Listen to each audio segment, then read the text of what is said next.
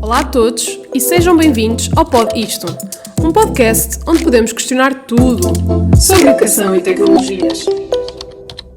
Bem-vindos ao segundo episódio do Pod Isto, um podcast desenvolvido pelo LCD, Laboratório de Conteúdos Digitais, que faz parte do Centro de Investigação em Didática e Tecnologia na Formação de Formadores da Universidade de Aveiro.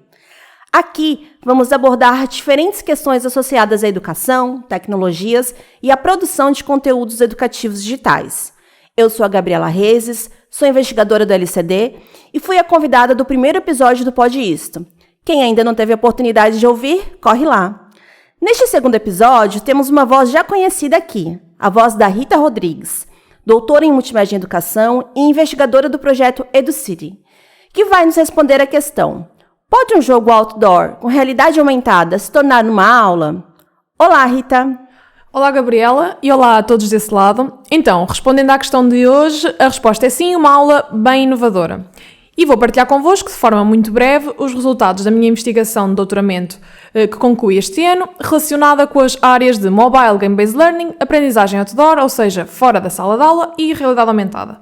Desenvolvi a minha investigação no âmbito do projeto EduPark, que agora cresceu e é o EduCity, mas isso já era outro episódio, portanto não vou entrar por aí.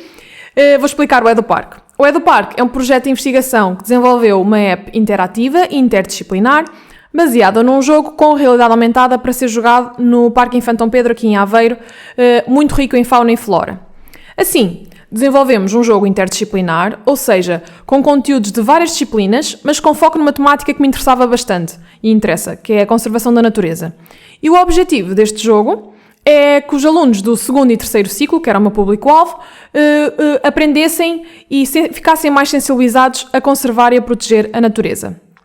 A app EduPark tem várias particularidades e uma delas é que integra conteúdos em realidade aumentada, que, para quem não sabe, é uma tecnologia que permite a sobreposição e visualização de objetos virtuais em ambiente do mundo real em tempo real. Como temos, por exemplo, um caso que toda a gente conhece, que é o jogo do Pokémon. RA no EduPark está associada a algumas árvores e plantas do parque e tem também conteúdos sobre algumas curiosidades sobre essas plantas.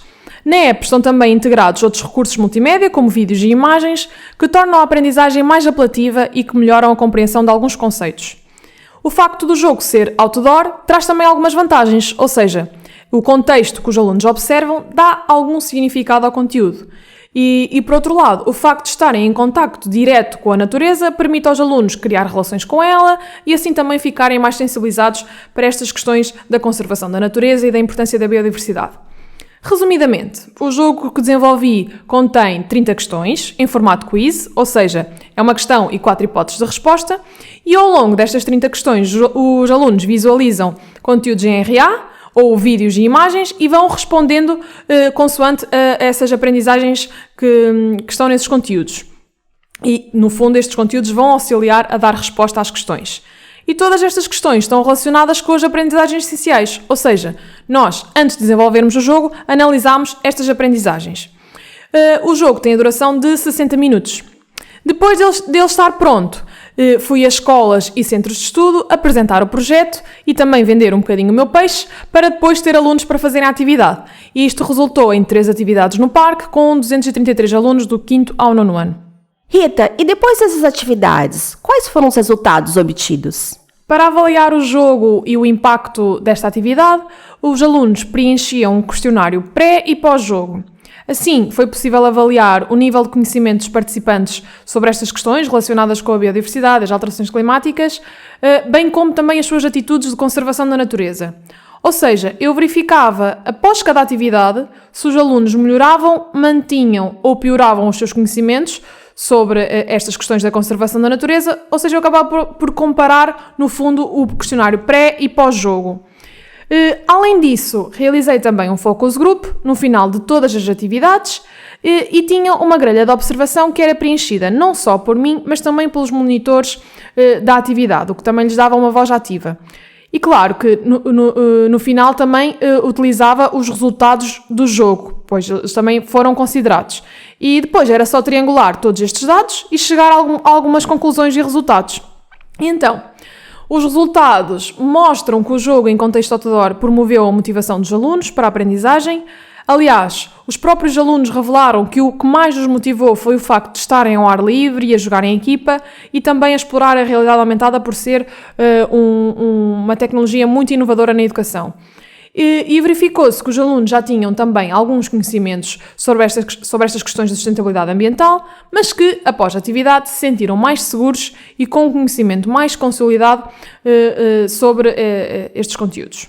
Destaco que os alunos, depois do jogo, revelaram que tinham algumas intenções futuras para conservar a natureza, ou seja, eles saíram do jogo com vontade de poupar recursos, combater o desperdício do pão, que era uma das questões, reciclar o óleo usado, diminuir a poluição provocada pelos microplásticos, preservar as abelhas que antes se calhar eram um animal que não gostavam tanto e agora por ser uma espécie ameaçada vão ter esse cuidado. Ou seja, após o jogo os alunos ficaram mais conscientes sobre outras problemáticas ambientais que antes não valorizavam e esse era também dos meus objetivos.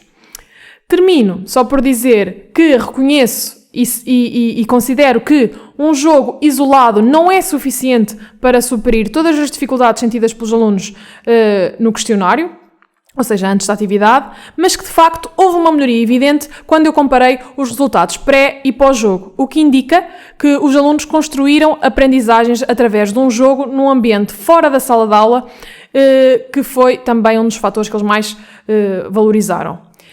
E é nisso que eu agora estou a trabalhar no projeto EduCity, ou seja, estou a dar um bocadinho de continuidade a este trabalho de doutoramento que concluí e dar um salto para realizarmos mais atividades e a perceber de que forma é que estas metodologias inovadoras realmente têm impacto na aprendizagem dos alunos.